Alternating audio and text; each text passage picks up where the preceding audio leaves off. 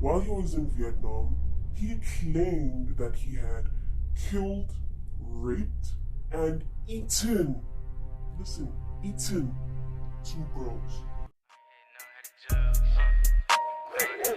Let me tell you how it was. I ain't had none, had a jug. Niggas wasn't showing no love, bitch. I got it out the mud. I was trying to come up on the rack, so I had to run up on the plug, bitch. I wish a nigga would. Hey guys, it's the girl Pammy, and I am back with another video. If you're a returning subscriber, welcome back, and if you're not, welcome to the family. So today is the very first episode of Mystery Mondays. So Mystery Mondays, right? I'll be telling you guys stories about all the mysteries that happened like years ago, before we were even born. Well, some of us weren't even born, but yeah. And I'll be telling you stories about serial killers, you know, murder cases that weren't solved or were solved. Yeah, and pretty much. So before I get into today's video, I'm gonna need you to please smash that subscribe button, because I promise you, you will be back. Yeah, you will be back. So without further ado, let me tell you the story about Arthur John Shawcross. Right, Arthur John Shawcross. He was born on the 6th of June 1945. Born 1945 in the city Maine. Yeah, the city named Maine. Yeah, I think it's in the US. I don't really know, but yeah, I guess it is, you know. Yeah, so when he was really young, he moved. His family decided to move to a town called Watertown in New York. This is where pretty much all the problems started, basically. His family described him as a person who had anger issues and would just create stories about things that never happened, right? So Arthur went from being a shy little boy in class to being the class bully. You understand? Like, he was like, yo, wow, it's shocking, right? So Arthur, in one of his interviews, Arthur claimed that he was sexually abused by his mother. Imagine. And he said that his mom would insert random objects in his yeah, you know what. But yeah, he claimed that, but his family just pretty much denied the whole thing and said that he had a very wild imagination and that he would just create stories that never existed, right? Okay, so when Arthur turned 19, he was enlisted in the US Army. He was then transferred to the Vietnam Army, right? While he was in Vietnam, he claimed that he had killed, raped, and eaten 2 girls during his combat mission of tour of duty. Yeah, in which those cases were never really found, so they just thought he pretty much made all of that up, right? So Arthur was in and out of 4 marriages, and he did in fact have children, but he just never had a relationship with those children. Yeah, because those marriages ended because of his anger issues. So yeah. And during his during his 3rd marriage, he moved back to New York, and in 1972 he adopted a 10-year-old boy. He lured the boy into a wooded area, like a forest. So yeah, it was in a forest actually. He took him there and he killed him, and he then sexually assaulted the little boy, and yeah, pretty much left him to die there. Well, he already died. And unfortunately it was only like 5 months later that they found the body, prior to when they filed the missing child case, you know. So yeah, and during the questioning of all of this, his name actually was brought up, and neighbors actually did say that the little boy was last seen with Arthur when they went fishing. But when he was asked all of these questions, he just pretty much denied everything, right? Okay. 4 months later, he kidnapped an 8-year-old girl. 8-year-old girl, imagine. And he strangled the little girl to death, and the body was found under a bridge.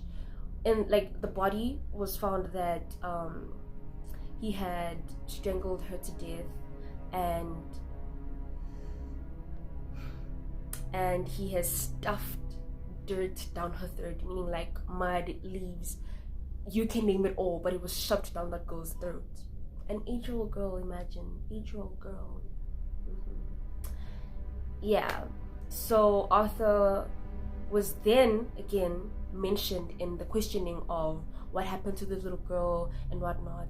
And eventually, in October of 1972, he was then taken to prison, and he confessed to those 2 killings. And he was charged then with 2nd-degree manslaughter. And then he was charged for 25 years in prison. 25 years. And that's the end of the story, guys. Psych! Nah, it's not the end of the story. He only served 15 years of the 25 years in prison because of good behavior. Yeah. So in March of 1987, he moved to a town called Binghamton in New York, where he definitely did not fit in the community because people knew about his past life and what he had done to those 2 children. So he just was not accepted in the community. So the authorities moved him to Rochester, New York, so they could prevent him from not fitting in, and that would bring back his murderous ways and whatnot. And they pretty much sealed his criminal record, so nobody would know.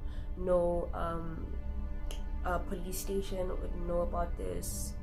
Yeah, just to prevent him from not fitting in. I mean, yeah. So he pretty much got a girlfriend when he lived in Rochester, right? Got a girlfriend, but Arthur thought that he needed more love, he needed more attention. So he just thought to himself, I'm gonna give myself that much attention. That much attention. So in March of 1988, a body of a 27-year-old woman, sex worker to be specific, was discovered in the Genesee River. On the body, they found that the woman had strangle marks here, and there were bite marks in the lower area, meaning that whoever had done the murder would come back weeks after the murder to eat the decomposing body. Imagine, decomposing body, he'd eat. Yeah, he'd eat it. In September of 1989, another sex worker's body was found in the Genesee River. And in October of 1989, a homeless woman's body was found 6 days after another sex worker's body was found. Yeah, imagine. 6 days after the last one. So the authorities just decided to get more people involved in this, like the FBI and whatnot. So they got the FBI, and yeah, they pretty much named him the Genesee River Killer, not to be confused with the Green River Killer. Yeah, he was also named the River Monster. So they went around asking questions to a group of other sex workers, and yeah, they pretty much discovered that there's a man who kept coming there. He was like more or less like a regular customer. He'd come and he gave his name as Mitch or Mike. That's Arthur, by the way. Yeah, Mitch or Mike. And in November of 1989, another body was discovered. In December of 1989, another body was discovered. These are all sex workers, mind you. And in January of 1990, a helicopter was just, patrolling the whole area, and they just saw another naked woman's body, and they discovered that it was another sex worker, pretty much. That's when the police actually found a van near the bridge of the Genesee River, and they discovered that it was in fact Arthur, and they asked him questions, but the van that he was driving was not under his name, and he was driving around with no license. It was under his girlfriend's name, right? And then they took him in for questioning.